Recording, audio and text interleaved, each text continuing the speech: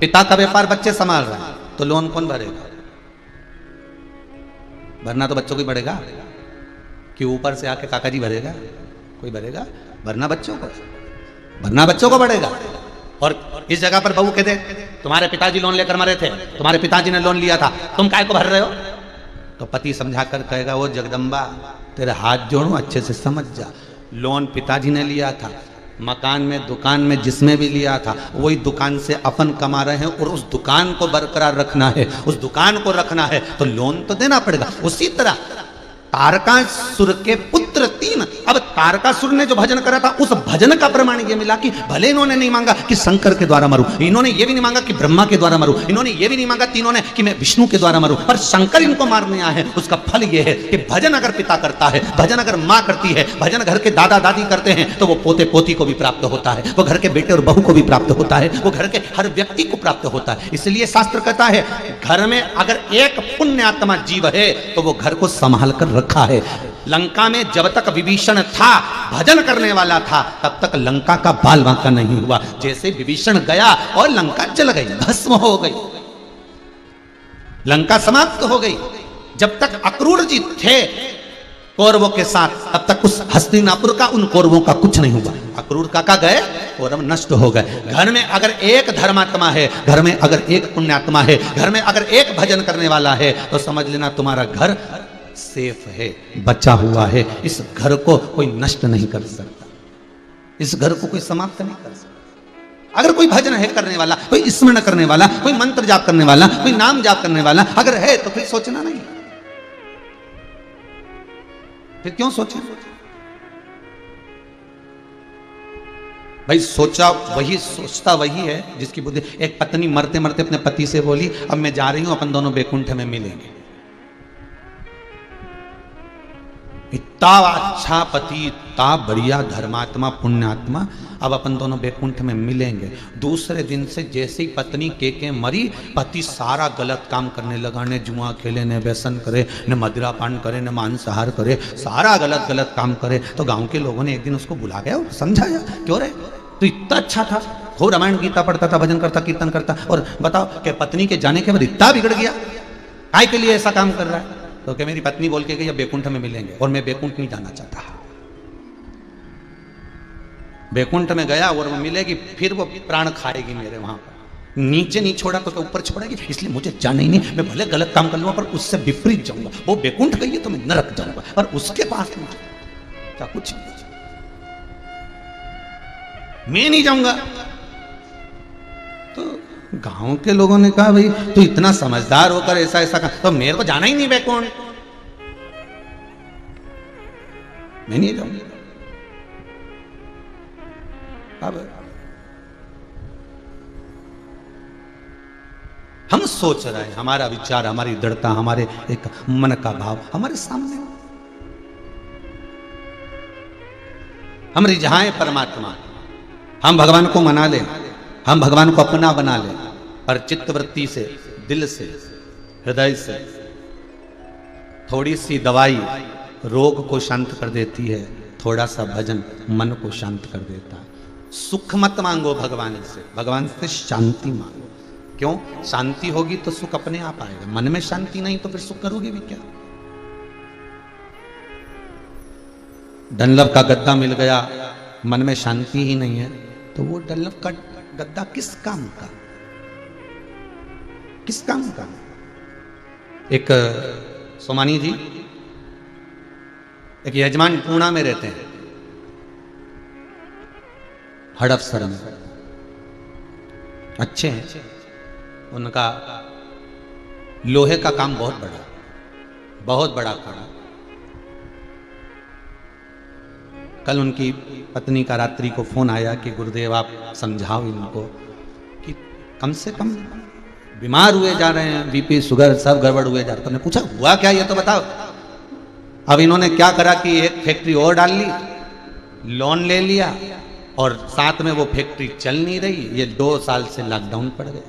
अब रात की नींद उड़ी पड़ी है गुरुदेव, रात रात नहीं सोते, इधर उधर घूमते रहे, उल्लू जैसे बैठे रहे। सोच हमने कहा टेंशन ले लेके निपट जाओगे तो फिर बाद में लोन ऊपर से चुकाओगे।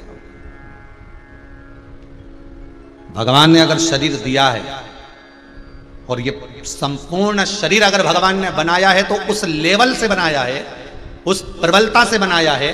परमात्मा अगर शरीर का निर्माण करता है तो ऐसा करता है कि कितनी भी विपदा आ जाए, कितनी भी समस्या आ जाए, कितना भी दुख आ जाए, कितनी भी तकलीफें आ जाए, कितना भी कष्ट आ जाए, परमात्मा शरीर को इतना प्रबल बनाकर भेजता है। बस उस प्रबलता को प्रकट करना पड़ता है। अपनी एनर्जी को प्रकट करिए। अभी अभी क्यों कर रहे हैं इम्यूनिटी बढ़ाइए? अरे अपने बल को प्रकट करिए। अगर हॉस्पिटल में पड़े हो तो डरने की बात नहीं।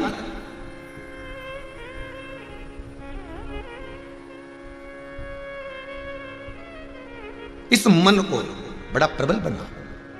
कितनी तेज रफ्तार है मन की, जहां जाओ वहां पहुंच जाएगा। अभी थोड़ी देर में यहां बेटा ना तुरंत सूरत पहुंच गया, सूरत से आया ना तो वापस सीहोर पहुंच गया, सीहोर से आया तो होटल पहुंच गया, होटल से आया तो वहां पहुंच गया, वहां से आया। ये मन ऐसा दौड़े तुरंत तुरंत। तो भगवान ने तो इतना बलशाली बनाया है कि अच्छी अच्छी फ्लाइट, अच्छे अच्छे रॉकेट, अच्छे अच्छे वाहन इसके आगे फीके। जब मन इतना प्रबल है, मन इतना दौड़ने वाला है, तो इस मन को स्थिर रखकर विचार भी तो करो कि अगर मान लो तुमने कर्जा ले भी लिया, तुमने मान लो लोन ले भी लिया, तुमने मान लो थोड़ा काम कर भी लिया, धैर्य रखो, शांति रखो, धीरजता रखो, बलता रखो, कथा पर विश्वास रखो, शिव महापुराण की कथा का स्मरण करो और शंकर की कथा को प्रतिदिन श्रवण करो। ये बल देगी तुमको, ये चित्त देगी तुमको।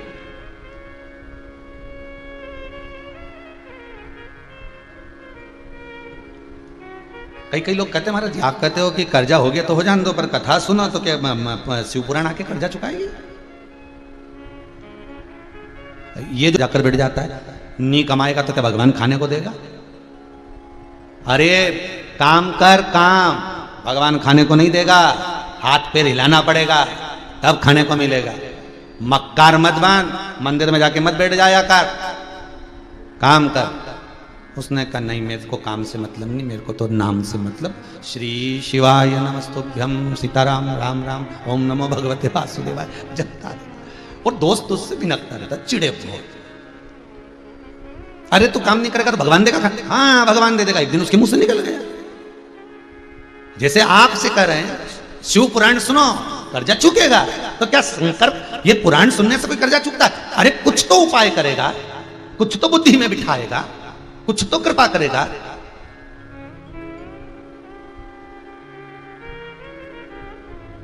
अरे भाई, एक पति ने पत्नी से कहा क्यों बेटी बड़ी हो गई, हाँ शादी करना है। पत्नी बोली वो तो करना ही है। तो पैसा, अरे घर में 1 रुपया नहीं है, खाने के लाले पड़ रहे, तो के बेटी की शादी करना, पैसा कहां से आएगा? पत्नी बोली अब कहीं ना कहीं व्यवस्था तो करना पड़ेगी, बेटी की शादी करनी है, कुछ ना कुछ। तो नगद कहां है? नगदी कुछ होए तो बेटी की शादी कर। इतने में पत्नी बोली तुम चिंता मत करो, 5 किलो चांदी रखी है। 5 किलो चांदी? हाँ कहाँ है? और पत्नी ने एक झोला ला कर दिया, उसमें चांदी बंधी थी, 5 किलो चांदी। अब बस ये चांदी अपने पास में है, जब चाहो जब नगद कर लो। चांदी बेची, पैसा आया, और पैसा आया तो बेटी की शादी में लगाया। ये चांदी हमारे पास में है, और अगर चांदी तुम्हारे पास में है तो इसको कभी भी नगद कर सकते हो। उसी तरह अगर शिव महापुराण की कथा तुम्हारे इस मन में है, इस चित्त वृत्ति में है, तो यह कभी भी परमात्मा को प्रकट कर सकती है। चांदी कभी भी नगद हो सकती है, उसी तरह ये शंकर की कथा कभी भी शंकर को प्रकट कर सकती है। ये नगद करने वाली है, तुरंत सामने प्रकट करने वाली। और जिसने शिव महापुराण की कथा को सुना है, जो शंकर की कथा का रसास्वादन कर रहे हैं, भले मोबाइल पर करो, टीवी पर करो, तुम्हारी मर्जी पड़े जहां बैठकर करो, अगर कथा को श्रवण कर रहे हो तो समझ लेना कि भगवान की एक तिजोरी, एक चांदी की ईंट तुम्हारे पास में है। और जब चाहो तब तुम इसको नगद कर सकते हो, जब चाहो तुम शंकर को प्रकट कर सकते हो। दिल से पुकारोगे, शिव तुम्हारे सामने होगा। क्या परमात्मा खाने को देगा? हाँ। और मान ले मैं जंगल में जाकर बैठ गया, वन में बैठ गया, और तेरा भगवान नहीं आया तो क्या गारंटी मेरी तू जा बैठ जंगल में, खाने को देगा? मलुक ने कहा मैं जंगल में जाके बैठ जाऊं, बिल्कुल कुछ हाथ नहीं लो, मत हिला, काम भी नहीं करूं, मत कर, देगा वो खाने को। उसने जन्म दिया है। माता के स्तनों में जब दूध दे सकता है, अंदर पड़े हुए बालक का जब पेट भर सकता है, तो मरने पर गीता में उपदेश उसने दिया है कि मरेगा तो भी अग्नि और कफन मैं दूंगा। अभी कौन दूसरा दे रहा है? परिवार वाले तो मुर्दे को हाथ तक नहीं लगा रहे, बापड़ान बेचारा दूसरा ही दे रहा है, अग्नि भी देने वाला दे रहा है, कफन देने वाला दे रहा है, लकड़ी देने वाला दे रहा है, कौन दूसरा आ रहा है? बेटे तो ऑनलाइन अंतिम संस्कार कर रहे हैं। अरे दिल्ली की घटना यूट्यूब पर निकालिएगा, फेसबुक पर निकालिए, अखबारों में निकालिए। एक माँ हॉस्पिटल से ठीक होकर आ गई, दरवाजे पर मोहल्ले के लोग उसको लेकर गाड़ी में बैठे हैं और हारन बजा रहे हैं कि दरवाजा खोल दो, साहब तुम्हारी माता आई है, ठीक हो चुकी है, अब उसको कोरोना नहीं है, दरवाजा खोल दो। 2 दिन तक बेटे ने दरवाजा नहीं खोला है। बेटी को फोन करा कि तुम्हारी मां ठीक हो गई है, दरवाजा खुलवाइए। बेटी कहती है मैं पहचानती नहीं हूं। कितना विचित्र जमाना, कितना विचित्र। ये शिव पुराण कहती है, ये संसार के लोगों को दिखा दिया क्या तुम्हारा क्या पराया। अकेले आए थे अकेले जाना है, राम लाए थे राम जाना है। भगवत भजन कर लो, स्मरण कर लो, नाम जाप कर लो, जीवन का क्या ठिकाना है, कब जाना। तो मल्लुक कहते हैं क्या भगवान खाने को देगा? देगा। दोस्त ने कहा वही देगा। जंगल जाऊं, चले जा। वन में गया, उसने सोचा नीचे बैठूंगा, कोई ना रोटी लाकर दे दी तो दुनिया में दानदाता भी बहुत है, तो पेड़ पे चढ़ गया ऊपर। दोस्त ने शिव जी से कहा आज परीक्षा लेने गया है, मेरा मित्र मलूक गया है, कृपा करना पेट भर देना। बाबा ने ऐसी कृपा करी कि एक गाय चराने वाला आया, कपड़े में 4 रोटी लाया, थोड़ा सा अचार लाया, उसने सोचा नीचे रखूंगा कोई खा जाएगा जानवर, तो उन्हें पेड़ पे टांग दिया। इसने मन में सोचा गजब भोलानाथ, इसका गजब करा, पेड़ पे रोटी दे। रोटी पर चले गया। उसने कहा सरदार माता रानी ने बड़ी कृपा करी है, जगदम्बा ने, रोटी देखो अपने को यहाँ दे दी है। सरदार कह रहे भूख लग रही, उतार नीचे। रोटी उतारी, जैसे ही सब खाने वाले थे इतनी देर में दूसरा बोला एक भी रोटी मत खाना, ऊपर पुलिस वाला बैठा है। रोटी में नींद की गोली मिलाई होगी, अपन खाएंगे पकड़ा जाएंगे और ये जाके बंद कर देगा। सरदार क्या करें? सरदार ने कहा एक ही पुलिस वाला, नीचे उतार इसको, नीचे उतार इसको और बांध पेड़ से, और पेड़ से बांध दिया। सरदार क्या करें? सरदार की इसकी रोटी इसी को खिलाओ। अब ये तो क्या भगवान खिलाने आएगा, ये कि नहीं खाऊं। सरदार रोटी नहीं खा रहा, सरदार ने कहा मार मार के खिलाओ। दोनों इधर से दो अच्छा, दोनों इधर से दो अच्छा, बापड़े के नीला पीला कर दिया मार मार के, और खूब मारा ने रोटी खिलाई, मुंडा में ठुसा ठुसा के खिलाई, खूब खिलाई, पूरी रोटी खिला के इसको छोड़ के चले गए। अब ये शाम को जब गांव में गया तो मित्र मिल गया। मित्र ने कहा मेरा भोलानाथ मिला था। मलुक कहते हैं तेरा भोलानाथ नहीं खाओ तो मारता भी था, नहीं खाओ तो मारता भी है। शिव है वो। मलुक मलुक नहीं रह गए, मलुक दास बन गए, जिन्होंने एक पंक्ति लिख दी, अजगर करे ना चाकरी, पंछी करे ना काज, दास मलुक का कह गए सबके दाता राम। अर्थात जिसने जन्म दिया है, परवरिश की गारंटी भी उसकी है।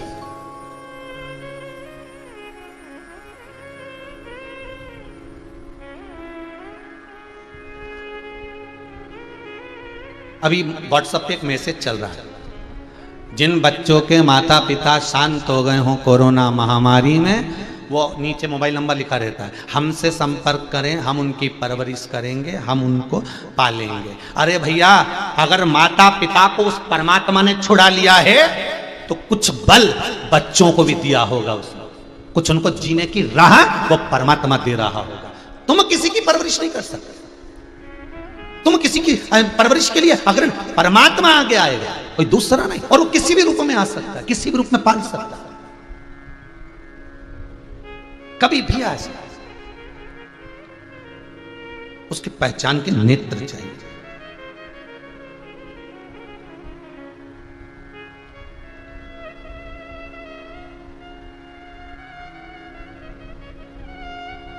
महाराज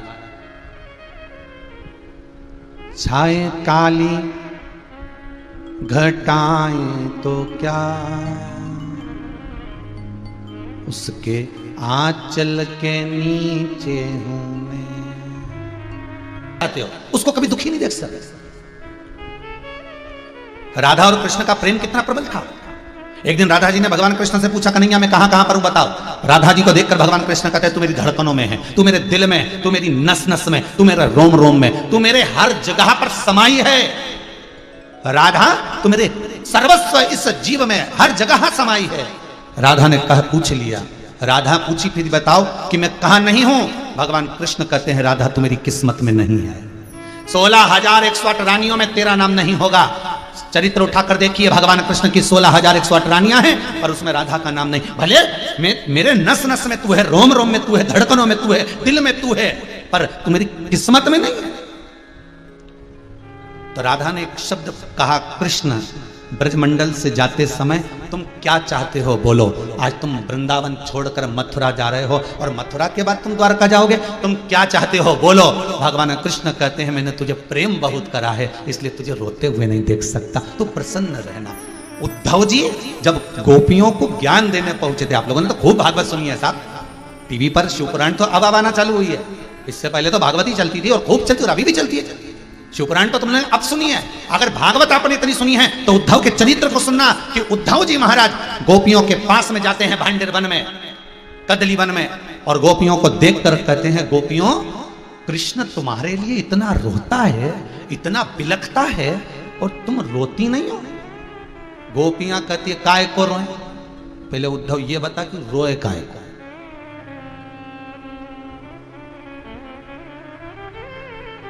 अरे जो असल में है मस्ती में डूबे उन्हें क्या परवाह जिंदगी की।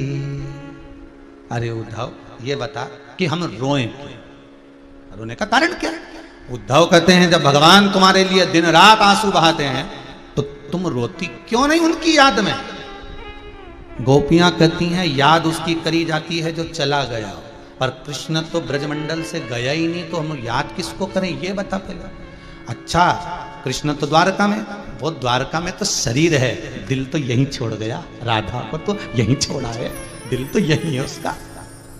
द्वारका में तो शरीर है, मेरे कृष्ण का दिल तो यही ब्रजमंडल में, यही बरसाने में, यही नंदगांव, यही गोकुल, यही ब्रजमंडल ब्रज 84 कोस में राधा है, तो कृष्ण का दिल यहां।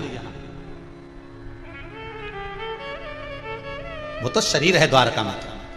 अच्छा तो रोती क्यों नहीं हो। तो गोपियां कहती हैं मां घर में रोती है, उसको देखकर बेटा पहले रोता है। मां बाप का झगड़ा होता है, बच्चा पहले रोना चालू कर देता छोटा सा। कृष्ण हमसे इतना प्रेम करता है, अगर हमारी आंखों में आंसू आएंगे तो उसको देखकर हमारा ठाकुर रोएगा, इसलिए हमें रोते भी नहीं है। आपके आंसू तुमने कब के पोंछ लिए। हम रोएंगे तो हमारा ठाकुर रोएगा, हम रोएंगे तो हमारा कृष्ण रोएगा। हम क्यों रोए, किस लिए रोए। अरे भाई जिसको प्रेम करते हो, जिसको प्रेम से आप स्नेह बहुत ज्यादा करते हो, उसकी आंख में आंसू नहीं देख सकते, आप उसको रोता हुआ नहीं देख सकते।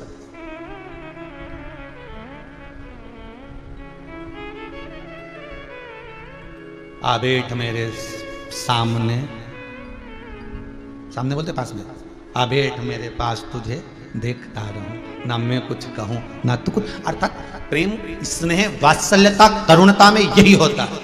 जिससे प्रेम किया जाता है उसकी आंख में आंसू नहीं देखे जाते, जिससे स्नेह किया जाता है उसको रोता हुआ नहीं देखा जा सकता। तो रावण कह रहा है, लंकाधिपति रावण संहिता कह रही है, लंकेश शिव जी से कहते हैं, तो शंकर कहते हैं मेरे भगत के प्राण छूटेंगे, मेरा भक्त जाएगा, उसके प्राण जाएंगे और मैं मुस्कुराऊंगा। शिव से कहता है कि मैंने आपको बहुत प्रेम किया है, स्नेह किया है, मेरा दृढ़ विश्वास आपके चरणों में है। शिव शंकर ओघड़दानी भोलेनाथ त्रिकालदर्शी कैलाशी, हे शंभु इतनी कृपा करना, प्राण छूटते समय आप मत रो देना, नहीं तो मैं फिर तड़पता रहूंगा, फिर मैं आपके चरणों में रह नहीं सकता, इसलिए आप मुस्कुरा देना। जब रावण के प्राण छूटे मुस्कुरा रहे थे शिव। इंद्र को आश्चर्य हो रहा था, शंकर का भगत जा रहा है और शंकर मुस्कुरा रहा है। शिव का भगत जा रहा है और शिव मुस्कुरा रहा है।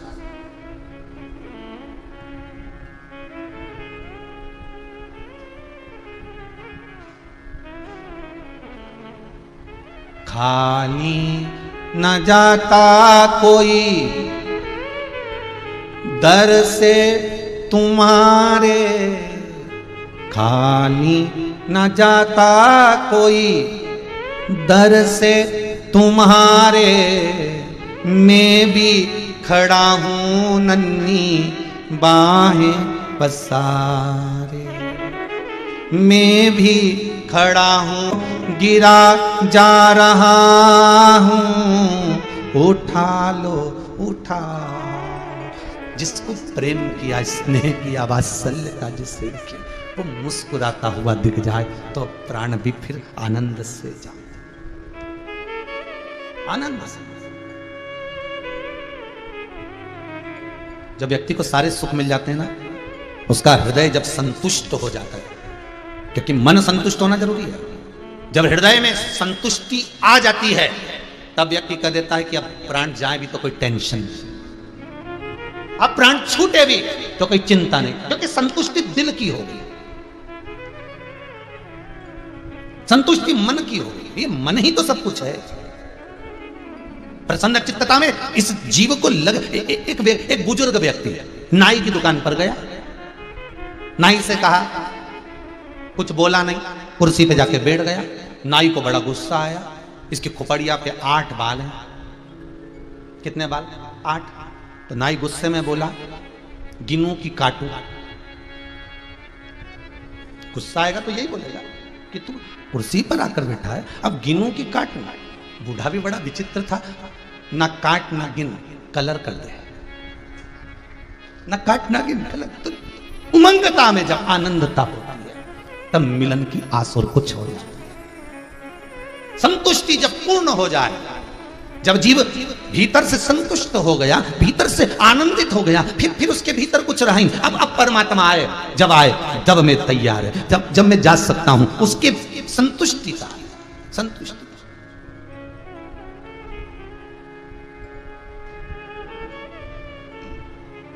जिसका पासपोर्ट वीजा तैयार रहता है वही विदेश घूमने नहीं जा पाता। जब तक पासपोर्ट वीजा तैयार नहीं होता तब तक पीछे पड़े रहते, जरा बनवा दो साहब, पासपोर्ट बनवाओ, वीजा बनवाओ, हमें जाना है, हमें वहाँ जाना है, हमें वहाँ जाना है। और जैसे ही बन के आया तो ये 2 साल से लॉकडाउन फंस गया, ले अब घूमने चले जा, तो क्या अब तो ऐसे में कैसे? तो जो चीज़ नहीं होती है ना उसकी उमंगता रहती है। जैसे घर में फ्रिज नहीं है तो मन में आएगा फ्रिज आ जाए, फ्रिज आ जाए, फ्रिज आ गया नहीं तो उसमें मालूम पड़े तरबूजा रख दिया, खरबूजा रख दिया, भगोनी रख दी, बर्तन रख दिया, बचा कुचा सारा अटाला सटाला रात को जितना बचे फ्रिज में भर। जब तक नहीं था तब तक फ्रिज आ जाए, फिर फ्रिज की आसक्ति खत्म, एलसीडी आ जाए, एलसीडी की आसक्ति खत्म। जो गाड़ी तुम्हारे पास में नहीं है वो कंपनी की गाड़ी दूसरे की देखते हो तो मन में आता है कि गाड़ी आ जाए, ये वाली कंपनी आना चाहिए, ये कंपनी, और वो गाड़ी आ जाती है, उमंग खत्म हो जाए। तो जो चीज मिल जाए उसके बाद में चले जाए।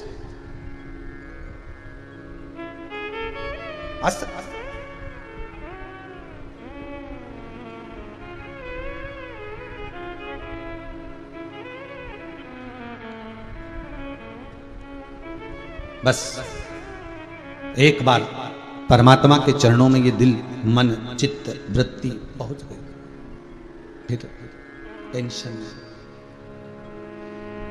तारकासुर के 3 पुत्र तारकाक्ष, विदुम्माली, कमलाक्षकी के प्राण शिव हरे, क्योंकि इसके पिता के हृदय में कहीं शिव था, कहीं शंकर था। किसी ने पूछा, गुरुदेव शिव महापुराण की कथा याद तो रहती नहीं है, तो फिर सुनने से फायदा कौन सा है? हमने कहा, बेटा गुलाब जामुन 1 महीने पहले खा ले, पर शरीर में रक्त बनकर चल रही है, अर्थात साबुन देखा है? सब लोगों ने नहाए तो हो गए, जितने भी आस्था चैनल पे कथा सुन रहे हो, मोबाइल पे सुन रहे हो, नहाए कि नहीं नहाए ये तो बताओ। सोफे पे बैठे हो, पलंग पे बैठे हो, नीचे बैठे हो, जहां बैठे हो, मन में विचार करो, साबुन देखा कि नहीं देखा? देखा है ना। तो साबुन में जो कलर होता है, जैसे आपने कोई साबुन लिया, कोई भी कंपनी का लिया हो, तुम्हारी मर्जी हो, जिस रेपर का लिया हो, अब एक से बढ़कर एक साबुन आ रहा है आजकल, तो है खूब बढ़िया, ना जाने कौन कौन सी डिजाइन का, तो उसमें जो कलर होता है, मेल उसी से साफ होता है क्या? अरे बोलो तो उससे साफ होता है? नहीं, वो तो कलर इसलिए दिया अच्छा दिखे। फिर उसमें जो खुशबू होती है साबुन में अच्छी अच्छी, उससे मेल साफ होता है क्या? नहीं, वो तो इसलिए दिया कि लोग उसको खरीदें अच्छे से। उसके ऊपर रेपर लगा रहता है, उससे मेल साफ होता है क्या? नहीं। साबुन का कलर मेल साफ नहीं करता, साबुन में जो खुशबू रहती है वो मेल साफ नहीं करती। हाँ, साबुन जब नहाते हो तो फिर मेल कहां से साफ हो जाता है? मतलब साबुन के अंदर कलर और खुशबू से मतलब नहीं है, साबुन के अंदर कोई कास्टिक ऐसा रहता है, कोई सोडा ऐसा रहता है जिससे मेल साफ हो जाता है। उसी तरह लोग कहें कि ये वो साबुन की बट्टी है जो बट्टी एक बार अगर तन पे लग गई और ये शिव पुराण का ज्ञान अपने भीतर पहुंच गया तो ये पक्का है कि अंदर का मेल कपट छल छिद्र बेईमानी प्रपंच सब हट गया, ये सब समाप्त। और गलती नहीं है ये साबुन की बट्टी बड़ी विचित्र, गलती नहीं है। भागवत बट्टी को देखो, भागवत को भी साबुन की बट्टी, वो भी बट्टी कोई कम है। 5200 साल पहले सुखदेव जी महाराज ने राजा परीक्षित को श्रीमद् भागवत कथा शुक्र तीर्थ में बड़ के पेड़ के नीचे सुनाई थी, गंगा के घाट पर। 5200 साल पहले से भागवत चलती चलती चलती आज तक चल रही है। साबुन की बट्टी खत्म नहीं हुई, ना जाने कितने खत्म होगा। कपड़ा फट गया पर बट्टी नहीं फटी, वो बट्टी वैसी की। और जो कपड़ा धोया वो उजल हो गया। जिसने सुनी शिव महापुराण वो बट्टी है, हजारों वर्ष से चल रही है। वेद व्यास जी ने जब इसका रचना करी तब से शिव महापुराण की कथा, उससे भी पहले तुमरुका जी ने चंचुला देवी को सुनाई, तब से उससे भी पहले शंकर ने सुनाई पार्वती को, तब से निरंतर चल रही है। और ये साबुन की बट्टी सब कुछ साफ करे जा रही है। पर बस भीतर अपने अगर एक बार शिव महापुराण प्रवेश कर गई, एक बार ये ज्ञान प्राप्त हो गया तो अज्ञान से बचाता रहेगा। भले सुनी बाद में नहीं सुनी, पर ये पक्का है। ये जो इंजेक्शन जो लग रहा है ना, ये वैक्सीन इसलिए लगाया जा रहा है कि तुम्हारी बॉडी प्रबल हो जाए, ये इससे लड़ने की सामर्थ्यता इसमें उत्पन्न हो जाए। उसी तरह शिव पुराण भी तुम्हारे भीतर इसलिए दी जा रही है कि ये तुम्हारे को एंटीबॉडी उत्पन्न कर दे, ये काम लोभ आसक्ति वासना तृष्णा ये सब दूर हो जाए, सब दूर। तारकाक्ष, विदुम्माली, कमलाक्ष की तीनों चले गए। समय आया, शिव महापुराण की कथा कहती है शंकर भगवान पार्वती के साथ में विराजमान थे। माँ जगत जननी जगदम्बा आद्य शक्ति माँ दुर्गा बैठी हुई। तभी उसी समय पर एक विदल और उत्पल नाम के असुर आए, शंकर भगवान ने उनको मार गिराया। माँ जगत जननी ने कुंदुक का प्रहार करा, शिव जी का नाम कुंदकेश्वर। कुंदकेश्वर एक चरित्र आया, मंथन के समय पर सबसे पहले 5 गाय निकली थी, नंदा, सुभद्रा, सुरभि, सुशीला, बहुला। ये समुद्र मंथन के समय पर 5 गाय निकली थी। इन गौ माता को निकालने का कारण केवल इतना था कि इसके बाद में जब विष निकलेगा और विष जो पिएगा उसका कंठ जलेगा, कंठ की जलन को अगर कोई समाप्त कर सकता है तो गाय का दूध कर सकता है, उसके सिवाय कोई समाप्त नहीं हो सकता।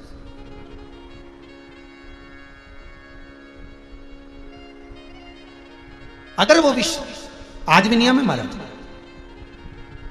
गौ माता के दूध से बने हुए दही के निर्माण से बने हुए घी को कटोरी में ले दो, ये जो बाजार का घी होता है ये नहीं हो, गौ माता के दूध से निर्मित घी को कटोरी में लेकर जो शंकर भगवान के शिवलिंग पर जाकर ओम का स्मरण कर देता है, उसके हृदय को शांति की अनुभूति होती है। कितना भी डिप्रेशन चल रहा हो वो समाप्त होता है। केवल ओम बना देने पर उस घी को अपने मस्तक पर लगाकर अपनी शिखा चोटी के भाग पर उसको लगा लेने पर धीरजता आती, शांति आती है। डिप्रेशन की गोली नहीं खाना पड़ती, डिप्रेशन समाप्त हो जाता है, वो मन उसका आनंदित होने लगता है। गाय का घी, गौ माता का घृत, वो सहज नहीं है हमारे।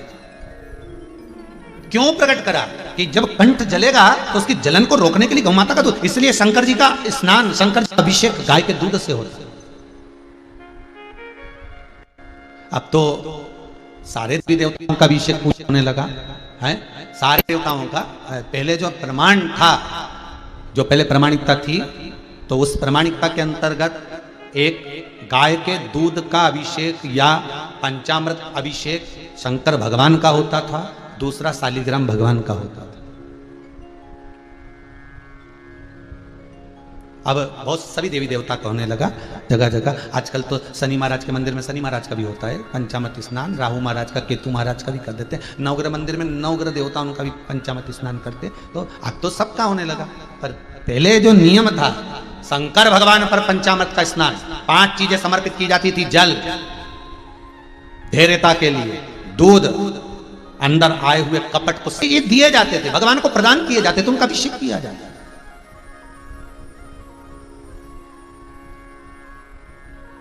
अब सबके हैं, होता है। जैसे 56 भोग केवल गोवर्धन नाथ जी को, श्रीनाथ जी को लगते थे। पहले 56 भोग सब देवताओं को नहीं लगते थे। अब तो फैशन हो गया अलग अलग जगह 56 भोग सब जगह लगाने का। पर 56 भोग का जो प्रमाण है वो गोवर्धन नाथ जी का, श्रीनाथ जी का। बाकी के देवी देवताओं का आप भोग बनाओ, बहुत सारे बनाओ, पर 56 भोग का प्रमाण नहीं। क्योंकि 56 भोग तो केवल गोवर्धन नाथ जी को लगे थे। और कब लगे थे? जब भगवान कृष्ण ने गोवर्धन पर्वत उठा लिया था, और उठाने के बाद जब पर्वत नीचे रखा था तब उनको 56 भोग लगे थे। तो 56 ही क्यों लगे थे? तो उसके लिए भी वर्णन किया गया। 7 दिन तक भगवान कृष्ण ने पर्वत